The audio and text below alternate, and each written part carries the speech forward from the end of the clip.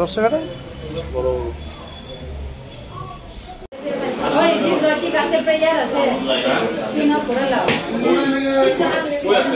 গতকাল রাত্রি আনুমানিক 12:30টার সময় আমি মোবাইল ডিউটিতে ছিলাম। তো যখন কমলাবতী এক্সপ্রেস যাওয়ার সময় হয়েছে, ওই সময় একটা অটো রেল স্টেশনের দিকে যাচ্ছিল।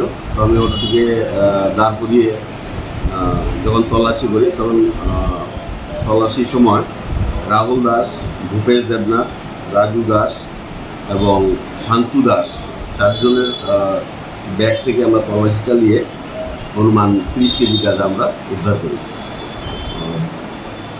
যে অটোটিকে আমরা আটক করেছি, অটোটির নাম্বার হচ্ছে TR063909 এবং এরা সবাই এই গাঁজাগুলিকে রানী কমলাবতী এক্সপ্রেসের মাধ্যমে বহিরাজ্যে পাচার করার উদ্দেশ্যে নিয়ে যাচ্ছে। তাদের বাড়ি কোনখানে? তাদের 3 জনের বাড়ি হচ্ছে তেলিয়ামুড়া, আর রাজু দাস ওর বাড়ি হচ্ছে মধুপুর। তো কি মনে করেন স্যার, মানে পাচারের উদ্দেশ্যেই ওরা গুলি নিয়ে যাচ্ছে। বাজার মূল্য কত হচ্ছে?